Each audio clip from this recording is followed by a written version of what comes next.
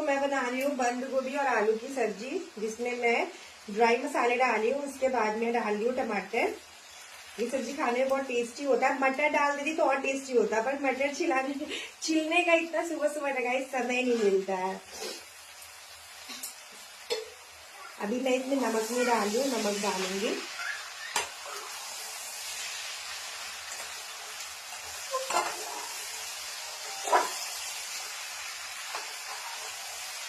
साथ में रोटी बनाएंगे और पतिदेव को दे देंगे टिफिन।